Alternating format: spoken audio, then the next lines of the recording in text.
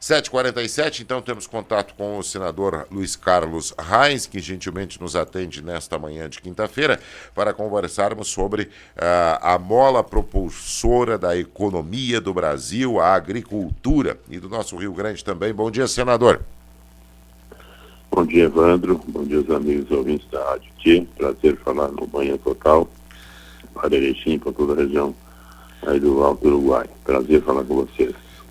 Senador, a gente tem, há alguns dias atrás eu fiz uma entrevista com o pessoal da Farsul, né, que está preocupado com o calendário de plantio divulgado aí pelo MAPA, né, o Ministério da Agricultura e Pecuária e Abastecimento, onde houve alteração no período, digamos assim, em que é autorizado o plantio, a semeadura da próxima safra de soja. Essa preocupação chegou ao senhor está acompanhando essa demanda aqui do Rio Grande do Sul?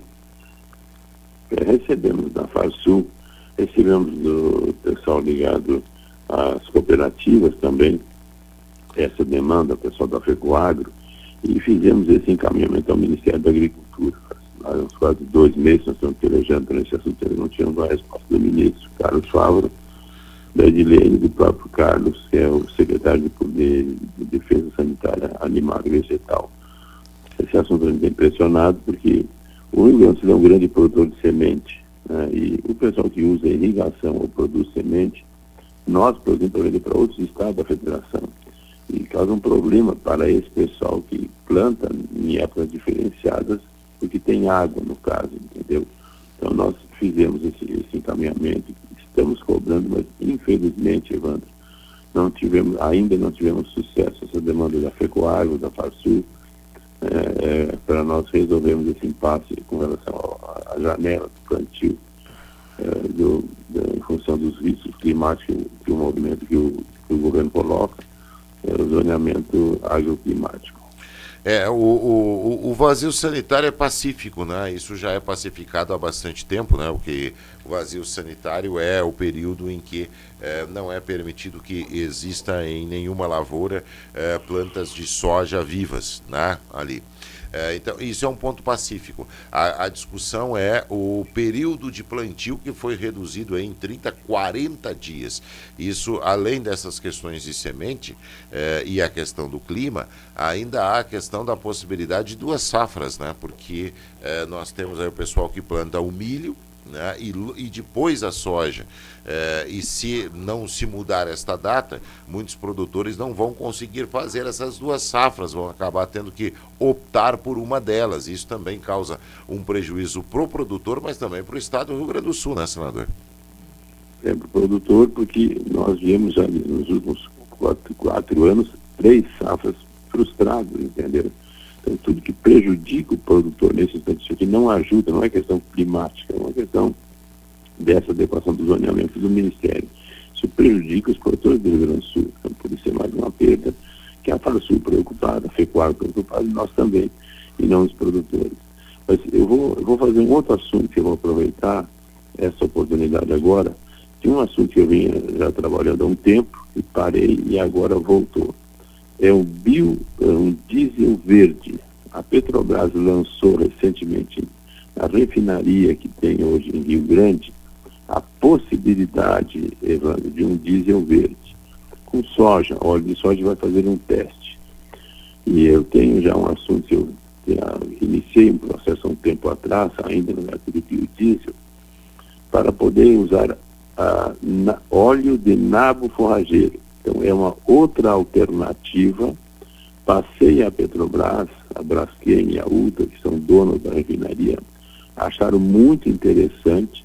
Busquei as pesquisas, juntei cerealistas, juntei os técnicos das cooperativas, e esse assunto está dando samba e vai dar jogo. Ontem, inclusive, o presidente da refinaria, lá de Rio Grande, esteve me visitando aqui em Brasília, e conversamos longamente sobre o assunto. Então, é uma nova alternativa que surge, mas nós no inverno, normalmente a gente faz o nabo com uma alternativa para melhorar a terra, né? Fazer o solo, o produtor planta nabo, enterra o nabo, enfim. E agora vai poder plantar o nabo nessa possibilidade, aceitaram estudar a proposta. Tem um engenheiro gaúcho que trabalhava no Paraná e hoje voltou para o Rio Grande do Sul, o Miller, aí de Panambi, que já fez experiências com óleo de nabo forrageiro ainda há uns 10 anos atrás no Mato Grosso e fez no Paraná. E agora a Petrobras e essa refinaria lá de Rio Grande aceitou, inclusive já fizemos reuniões sobre esse tema e ontem tiveram interesse e vão fazer um teste com soja.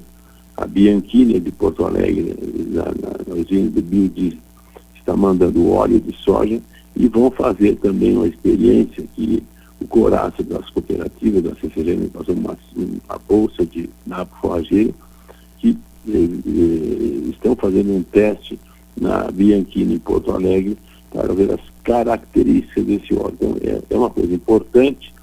E já juntei também a pesquisa do Paraná, que tem uma excelente pesquisa em nabo forrageiro, o Instituto de Desenvolvimento Regional do Paraná, também tem trabalho antigo e a par.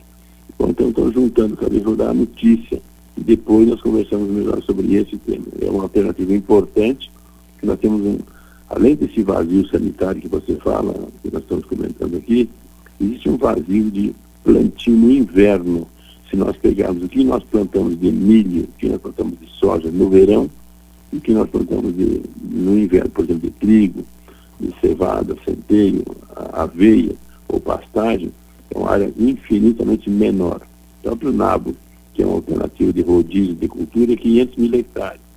E nós temos lá 7, 8 milhões de hectares, usando apenas 2, 3 milhões. E no programa que a Embrapa tem, que a FECOAGRO tem, que a CCGL tem, que a própria Farsul tem de cobertura total durante 365 dias por ano, aqui está uma grande alternativa, certo? Então, é uma notícia que estou passando, vai dar certo porque eles querem fazer o diesel verde do óleo de soja, que é bem mais caro do que o nabo, por exemplo, e o nabo produz quase o dobro de óleo do que produz a soja. Então, esse trabalho eu tinha um tempo atrás parado e agora eles interessaram e pode ser uma boa notícia que a gente possa dar aos produtores gaúchos, catarinenses e também paranaenses que, em função de que nós possamos utilizar no inverno essa alternativa. Senador, só para esclarecer, o senhor fala em diesel verde, seria um óleo para ser acrescido ao óleo diesel, do modo que a gente tem hoje, né, com o soja, né, e outras cultivares, né, no biodiesel, que é chamado, ou a ideia é se ter esse diesel verde exclusivamente de forma vegetal? Exclusivo vegetal. Essa é uma nova alternativa que a Petrobras vem buscando e querem fazer o teste. Vão fazer o teste agora com 2.000 toneladas de óleo de soja. E aí, como eu tinha na cabeça esse assunto, que há uns 10 anos eu fui em Pato Branco, no Paraná, conheci esse engenheiro de Panambi, que trabalhava numa empresa de Sírio do Paraná, do Silvério Rosto, em Pato Branco, que fez trabalhos no Paraná e fez trabalhos também em tratores e caminhonetes usando direto o B100, totalmente um óleo de nabo forrageiro. Isso fez há uns 10 anos atrás. Bom, como a Petrobras quer testar, bom, agora vocês testem também o nabo forrageiro. Então eles vão entrar. A Alemanha já tem hoje com canola, produz o B100 deles com canola, certo? O diesel verde da Alemanha já funciona desse jeito. E a canola nasceu do nabo, cousa, e a pesquisa chegou em canola. Então é a evolução da pesquisa. E eu estou juntando todas as pontes. Eles querem fazer esse produto. E ontem a direção da refinaria veio em Brasília em cima de um projeto que será feita uma lei específica para isso.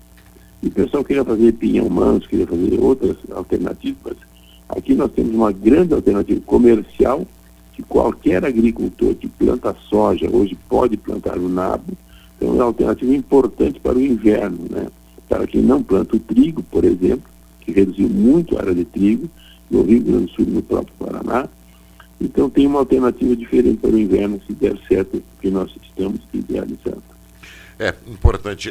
Senador, mas voltando ao nosso assunto original, então, eu sei que o senhor está acompanhando isso, mas é preciso ter uma explicação, né? Porque há um planejamento dos nossos produtores. Nós estamos aí com a safra do trigo, daqui a uns dias começamos a colheita e já começa o preparativo para a safra de verão. E vem essa decisão, né, de plantar o milho ou plantar só a soja, porque essa parece ser a alternativa que se tem no momento. O senhor acredita que poderemos ter do governo algum tipo de resposta ou justificativa, o porquê dessa redução drástica no período de semeadura? Isso tem a ver também, Evandro, essa questão das perdas que nós tivemos nos últimos quatro anos, 3 safras frustradas no Rio Grande do Sul. E a soja é o que mais sofreu nesses 3 anos. O milho sofreu, o arroz sofreu, outras alternativas, o leite sofreu, várias alternativas sofreram, vários produtos sofreram, mas o soja foi o que mais sofreu. Quem perdeu mais com a seca dos últimos 3 anos foi a lavoura de soja do Rio Grande do Sul.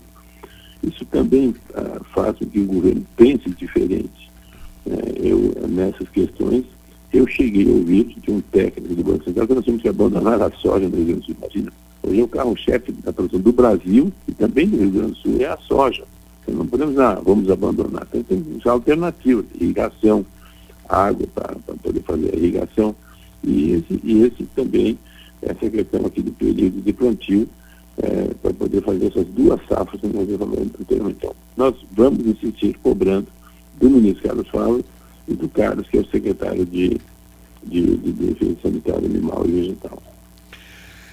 A gente tem que...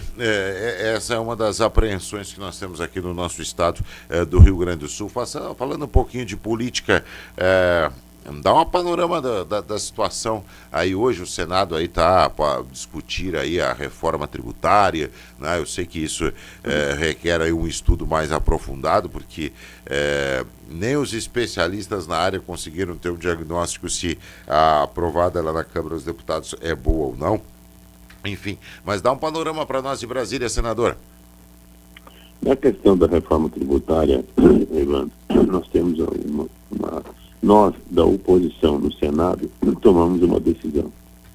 Não aceitaremos 1% que seja de aumento na carga tributária brasileira. E a atual reforma aprovada na Câmara aumenta a carga tributária. Ponto. Nós não queremos aumentar. Esse é o primeiro ponto.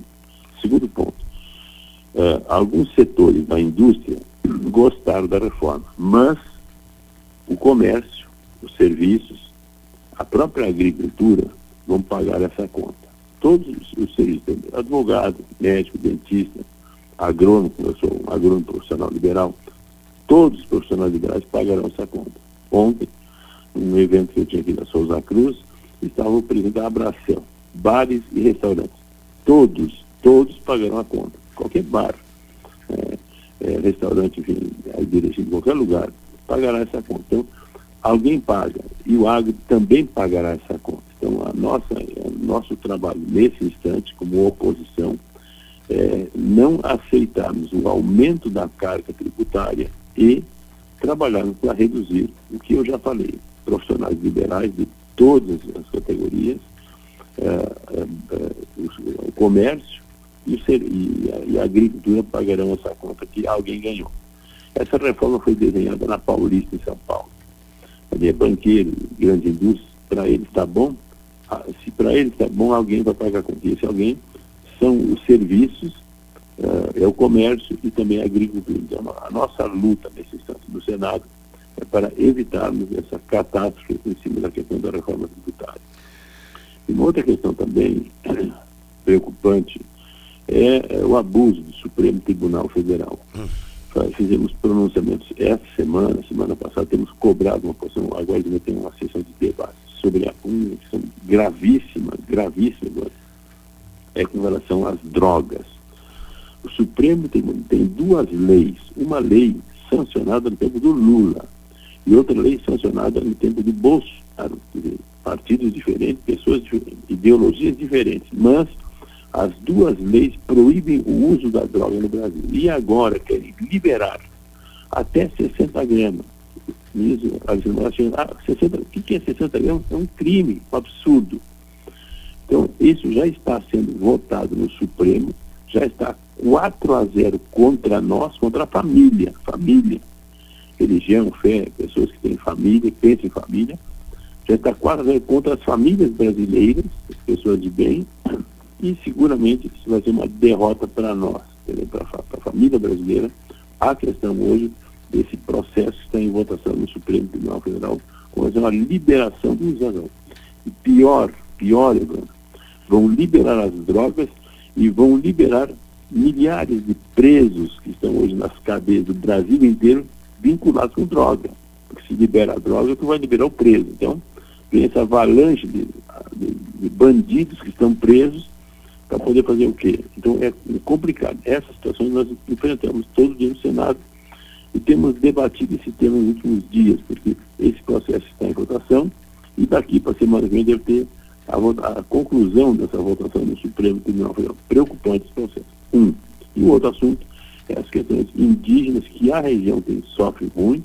Minha amiga Marineira Gonçalves e o pessoal aí do Mato Preto conhecem bem esse assunto. Pega Erechim, Ereban e Getúlio Vargas. Esses processos voltam todos. É uma preocupação. E ontem nós discutimos o marco temporal na Comissão de Agricultura. Temos que votar o marco temporal. Nós temos 31 processos de produtores que estão hoje com problemas, e o Mato Preto é um dos 31, e o Vicente Dutra, recentemente o presidente Lula já fez um ato absurdo, assinou um decreto e expropriou, preste atenção, expropriou 711 hectares de 70 famílias. Qual é a média? 10 hectares, não é um latifundiário, para que invadiu uma propriedade. Então, há dezenas de anos em cima da terra, serão expulsos sem receber absolutamente nada pelas suas propriedades. Então, esse ato aconteceu agora no dia 28 de abril, onde o Rio Grande do Sul foi premiado com esse decreto do presidente Lula para tirar 70 famílias de cima das terras e mais um balneário, que é o coração de Vicente Dutra, balneáriozinho da pequena cidade de Vicente Dutra, com 184 residências também expropriadas. Um absurdo que esse abuso acontece. E nós temos que fazer esse enfrentamento aqui no Senado Federal e no Congresso Nacional. Mas esse avanço do Supremo Tribunal Federal sobre o poder legislativo é preocupante, né? Porque quem faz as leis são os legisladores, né? Deputados e senadores, e parece que o Supremo Tribunal e seus 11, não total, mas a maioria define, né? do Supremo Tribunal Federal, lá não tem nem a questão dos 2/3, né? Como acontece em algumas votações dentro do Congresso Nacional, lá é a maioria. Então, isso é muito preocupante o que está acontecendo. Mas a trava do Supremo Tribunal Federal é o Senado da República. E me parece que o presidente do Senado, quem está travado é ele. O senhor não acha, senador? Já começou com o Davi Alcolumbre, continua com o Rodrigo Pacheco. Inclusive, esse fato, depois de tanta pressão que nós estamos fazendo em nome da sociedade, somos também cobrados, eu sou e todo mundo é cobrado, ele se manifestou a respeito da questão das drogas. E, portanto, é que hoje tem um debate sobre esse tema, uma sessão agora às 10 horas da manhã, aqui no Senado, sobre a questão das drogas, desse processo do Supremo. Esse abuso do Supremo, que quem pode coibir é o Senado, mas a casa funciona com maioria. E nós, infelizmente, somos minoria. As pessoas que pensam, como eu estou relatando, essas questões de indígenas, quilombolas, MST, invasão, direito de propriedade, marco temporal e mesmo essa questão das drogas, por exemplo, infelizmente nós somos minoria, mas a pressão estamos fazendo, que é o nosso papel, para poder ver se reverte o quadro e punir algum ministro supremo. Imagina o que o ministro Barroso fez recentemente. Ele fez um ato político, não pode fazer. Eu sou um senador, ou um deputado, ou um prefeito, ou um vereador, pode falar, se ele é de esquerda ou de direita, manifestar a sua opinião. Ou um ministro do Supremo não pode falar o que disse, derrotamos o Bolsonaro. É um crime. Isso está acontecendo no nosso país, chamado Brasil. A liberdade de expressão nessa discussão não é só para uns, né? Para os outros falar alguma coisa diferente são radicais de direita, né? Como disse agora recentemente, que o Brasil sofreu lavagem cerebral, né, como disse o Alexandre de Moraes ontem. Senador, muito obrigado pela sua participação. A gente fica acompanhando esses fatos aí, estas quilombolas, do marco temporal que voltou a ser discutido, essa questão do período de plantio e também dessa novidade aí do diesel verde. Muito obrigado, senador. Um grande abraço. Um abraço a você, Evandro, um abraço aos amigos da Rádio Tia. Prazer falar com o Erechim e toda a região. Até uma próxima oportunidade.